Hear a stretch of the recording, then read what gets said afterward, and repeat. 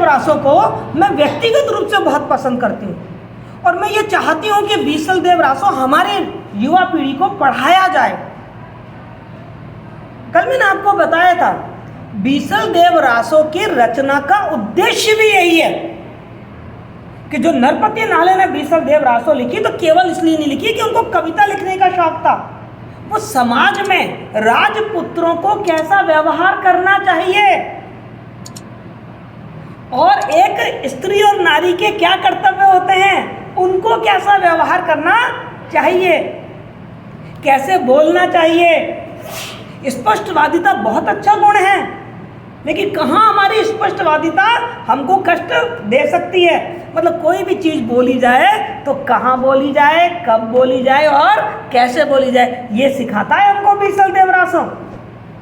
और साथ ही हमारे जो केवल लड़कियों के लिए नहीं, लड़कों को भी ये सिखाता है कि आपका व्यवहार कैसा होना चाहिए।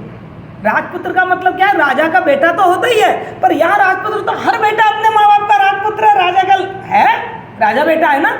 हर लड़का अपने माँ बाप का तो राजा बेटा है और तुम हर लड़की अपने माँ बाप की रानी बेटी है या नहीं है। सब राजमती हैं, सारे लड़के बीसल देव हैं और सारी लड़कियां राजमती हैं। तो ये जो रचना रची गई है इसका उद्देश्य ये था कि समाज में ये सिखाया जाए कि पुरुष और स्त्री इन दोनों का व्यवहार कैसा होना चाहिए, कैसे सद्गुणों का विकास होना चाहिए, कैसे गुणों का विकास होना चाहिए और जो हमारे अंदर गुण हैं उन गुणों का प्रयोग हम कहाँ और कैसे करें, कैसे हमारी घर गृहस्थी जुड़ी रहेगी।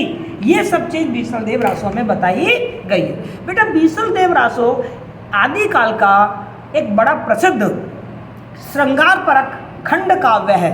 अब मैंने दो शब्द बोले हैं, जरा ध्यान से सुनना। मैंने आपसे कहा आदिकाल का है, तो आदिकाल वाली बात तो समझ में आ गई आपको। हिंदी साहित्य का पहला काल क्या कहलाता है, आदिकाल। मैंने दूसरा शब्द बोला श्रृंगार परक। श्रृंगार परक का मतलब क्या है कि ये जो काव्य है इस काव्य में प्रेम और श्रृंगार, बीसल देव और राजमती इन दोनों की जो 12 साल की जो प्रेम कथा है वो बताई है। किस तरीके से बीसल देव का राजमती से विवाह होता है, किस तरीके से बीसल देव छोड़ के चला जाता है और राजमती कितनी चरित्रवान एक स्त्री है। वो एक्चुअल में उससे वाचाल है, वो वाचाल मतलब थोड़ा सा बोलती ज़्यादा है और थोड़ी स्पष्टवादी है, तो उसके मुंह से कुछ ऐसा निकल गया जिससे कि बीसल देव नाराज होकर छोड़कर चला गया। लेकिन वो है पतिव्रता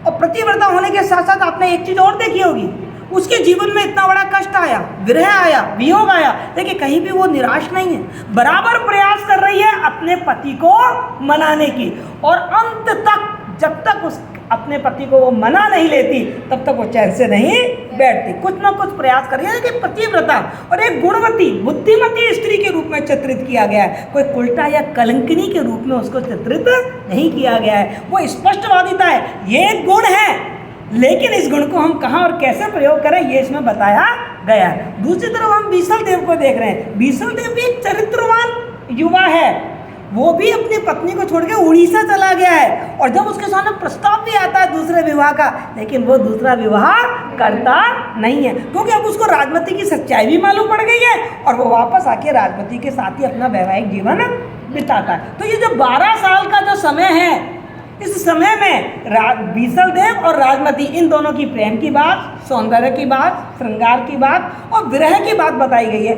इसलिए ये काव्य कैसा कहलाता है, श्रृंगार परक काव्य। क्या कहलाता है, क्योंकि साहित्य में जो 9 रस होते हैं उनमें एक श्रृंगार को रसराज कहा जाता है ना, रसों का राजा। प्रेम की बात, सौंदर्य की बात जहाँ होती है, और ये श्रृंगार रस के कितने रूप होते हैं, 2 रूप होते हैं, एक संयोग और एक वियोग। तो बीसल देव की जो कहानी हमने पढ़ी उसमें हम ये देख रहे हैं संयोग तो बहुत कहीं कहीं मिलता है, जैसे सब्जी में हरा धनिया डाल दिया हो, लेकिन वियोग बहुत ज़्यादा मिलता है। 12 साल तक दोनों अलग रहे। और एक बात और बता दूँ, ये जो हमारा खंड काव्य है ये आदिकाल का सर्वाधिक प्रसिद्ध खंड काव्य है। क्यों? क्योंकि इसमें जो मार्मिकता है ना, विरह व्यथा की जो मार्मिकता है, इतना मार्मिक, अपन भी जब पढ़ते हैं ना तो दिल एकदम पसीज जाता है, रोंगटे खड़े हो जाते हैं, आंखों में आंसू आ जाते हैं कि एक स्त्री को इतना भी सहना पड़ता है इतनी सी गलती के कारण। तो इस खंड काव्य में मार्मिकता बहुत है। नारी की स्थिति बताई है कि नारी की को समाज में क्या क्या सहना पड़ता है, कैसे उसे अपना जीवन बिताना पड़ता है। मतलब इतनी दुखी है राजमती कि एक दिन तो वो शंकर भगवान से ये प्रार्थना करती है कि तुमने मुझे नारी क्यों बनाया, तुमने मुझे स्त्री क्यों बनाया, तो मुझे तो जंगल की कोई कोयल बना देते, मुझे कोई पत्थर बना देते। मतलब उसका दुख और दर्द वो हमसे सहा नहीं जाता, इतना ज़्यादा कष्ट। क्योंकि हम भी देख रहे हैं राजमती की कोई बहुत बड़ी गलती नहीं थी, पर उसे 12 साल अपने पति से दूर रहना पड़ा। और एक पतिव्रता स्त्री के लिए अपने पति से 12 साल दूर रहना वाकई बहुत बड़ी मार्मिकता और हृदय स्पर्शी अभिव्यंजना इसमें की गई है। तो श्रृंगार परकता की बात समझ में आ गई। फिर मैंने एक शब्द काम में लिया, खंड काव्य। अब आपके दिमाग में आ रहा होगा ये खंड काव्य क्या होता है। देखो जो काव्य होते हैं ना, मैं आज बहुत डिटेल से आपको केवल 2 ही चीज़ बताऊंगी। एक कहते हैं महाकाव्य और एक कहते हैं खंड काव्य। इन दोनों चीज़ों को समझो आप। हम जब भी कोई रचना करते हैं तो रचना करते समय आपने देखा होगा मोटा मोटा कि गद्य और पद्य 2 भागों में हम अपनी रचनाओं को बांटते हैं। कितने भागों में बांटते हैं? कोई भी रचना होती है, कोई भी रचना होती है, उस रचना को हम कितने भागों में बांट देते हैं? एक तो होता है पद्य, जिसे हम कहते हैं काव्य, जिसे हम क्या कहते हैं? काव्य। होता है गद्य, है ना, जिसमें अपन कहानी है, यात्रा वृतांत है, निबंध है, उपन्यास है, ये सब चीजें पढ़ते हैं। अभी हम बात कर रहे हैं पद्य की। किसकी बात कर रहे हैं? पद्य की बात कर रहे हैं। किसकी बात कर रहे हैं? पद्य की। तो ये जो पद्य है ना, इसको भी मुख्य रूप से हम बांटे ना तो 2 भागों में बांट देते हैं हम। एक तो है प्रबंध काव्य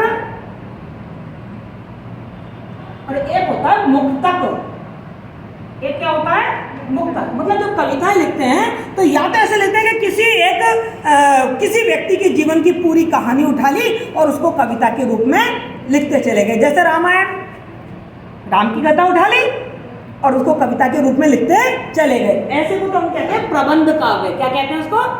तो हम क्या देख रहे हैं रामायण में? राम के जीवन की कोई 1, 2, 4, 5 घटनाओं का वर्णन है या जन्म से लेकर अंत तक का है ना? पूरे जीवन का वर्णन जिसमें होता है उसको बताऊंगी अभी क्या कहते हैं। आप ये देखिए, जिसमें एक कथा चल रही है कविता के रूप में, और एक कविता ये होती है कि मेरा मन किया आज सूर्य उदय हो रहा था, बड़ा सुंदर लग रहा था, मैंने सूर्योदय पे एक कविता लिख दी। ठीक, फिर मैं बाहर आई, ठंडी ठंडी हवा चल रही थी, मैंने हवा पे एक कविता लिख दी। फिर मैं क्लास में आई, मैंने बच्चों से मिली, मुझे बच्चों की जो एक्टिविटी थी बहुत अच्छी लगी, मैंने बचपन पे एक कविता लिख दी। ठीक, मैं घर जा रही थी, रास्ते में मुझे एक भिखारी मिल गया, मैंने भिखारी पे एक कविता लिख दी। तो मैं क्या कर रही हूँ? अलग अलग विषय पर कविता लिख रही हूँ। मेरी एक कविता का किसी दूसरी कविता के विषय से कोई संबंध नहीं है। उन्हें कहते हैं मुक्तक। क्या कहते हैं उनको? क्लियर? 2 चीज समझ में आ गई। अब ये जो प्रबंध काव्य है ये भी मुख्य रूप से 2 प्रकार का होता है। तो मैं आपको मोटा मोटा बता रही हूँ, यूँ तो अभी मैं चाहूँ ना तो अभी और भी इसके पार्ट कर सकती हूँ, चंपू काव्य वगैरह नहीं, पर जो हमारे काम के वो बता रही हूँ। एक है महाकाव्य और दूसरा है खंड काव्य। दूसरा क्या है बेटा? खंड काव्य। समझ में आ रही है ये वाली बात या नहीं आ रही बेटा? आ रही है ना? अब महाकाव्य बड़ा काव्य जिसमें जन्म से लेकर अंत तक की पूरी कहानी का वर्णन हो, जैसे रामायण। रामायण को हम क्या कहते हैं? महाकाव्य। क्लियर? खंड काव्य जिसमें पूरे जीवन का वर्णन नहीं है, जीवन के किसी एक खंड का वर्णन है। जैसे बीसल देव और राजमती के पूरे जीवन का वर्णन नहीं है बीसल देव रासों में। क्या है? उनके जीवन के केवल जो 12 साल है उसका वर्णन है। तो वो क्या हो गया? खंड काव्य। तो आपको समझ में आया महाकाव्य क्या है और खंड काव्य क्या है? क्लियर? समझ में आया? तो जो बीसल देव रासो है वो क्या है? खंड काव्य है। कैसा है बीसल देव रासो? देखो, बीसल देव रासो की जो मैंने अभी आपको विशेषताएं बताई उनको आप थोड़ा ध्यान से सुनना है ना।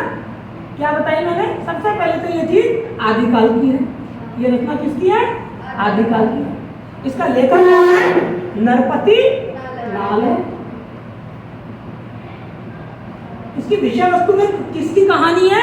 बीसल देव की, बीसल देव और राजमती की प्रेम कहानी है, प्रेमाख्यान है।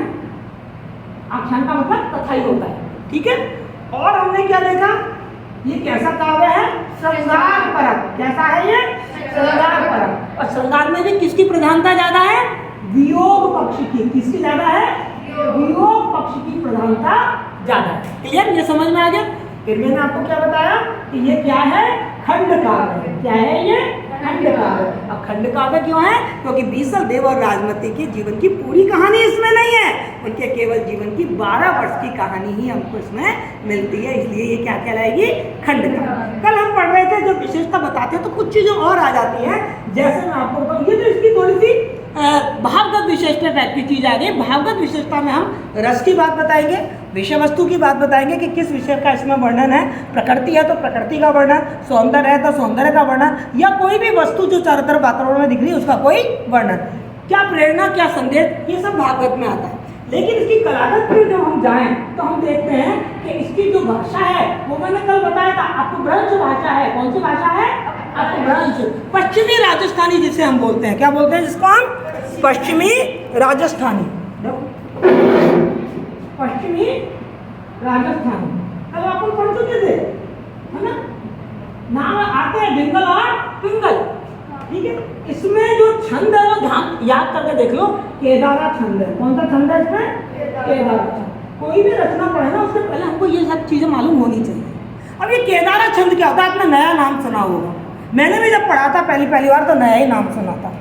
ये केदार छंद का मतलब होता है कि कविता को किस लय, किस तुक, किस ताल में लिखा जा रहा है। तो केदारा छंद एक गेय छंद है, यानी कि इसे गाया जा सकता है। इसमें 6 पंक्तियां होती हैं। कितनी पंक्तियां होती हैं? मुख्य रूप से 6 पंक्तियां होती हैं। पहली, दूसरी, चौथी और छठी ये होती है एक सी पंक्ति, और जो तीसरी और पांचवी वो अलग थोड़ी छोटी होती है। लेकिन कहीं कहीं हमें से जब हम बीसल देव रासो पढ़ते हैं तो कभी कहीं हमें 4 पंक्तियां भी मिलती हैं और कहीं कहीं हमें 8 पंक्तियां भी मिल जाती है। पर हमें यह ध्यान रखना है कि इसमें छंद कौन सा है? केदारा छंद। साथ में यदि हम अलंकार की बात करें तो भाई इसमें अलंकार आपको जो, क्योंकि कभी ना जबरदस्ती अलंकार नहीं ठूसे, बड़े स्वाभाविक अलंकारों का प्रयोग किया। अनुप्रास अलंकार आ गया, तुकबंदी है तो अंत्य अनुप्रास अलंकार आ गया है, उपमा अलंकार आ गया है, यमक अलंकार आ गया है, रूपक अलंकार आ गया है, उत्प्रेक्षा अलंकार आ गया। तो सामान्य अलंकार हैं जिन्हें हम अभी तक पढ़ते आए हैं। ऐसे सिंपल ही इसमें अलंकार आ गए। तो मैं पढ़ाऊंगी तो आपको बताऊंगी भी, देखो यहाँ पर ये वाला अलंकार है, यहाँ पर ये वाला अलंकार। तो ऐसे मोटी चीजें आपको समझ में आनी चाहिए बीसल देव रासो को पढ़ने से पहले। क्लियर? कोई दिक्कत? और इसका उद्देश्य आपको समझ में आ गया ना? कितना अच्छा उद्देश्य है इसका।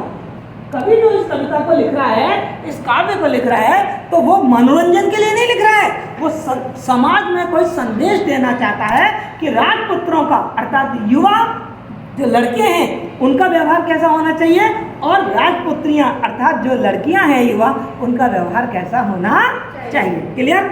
इतनी बात समझ में आई? ये बात समझ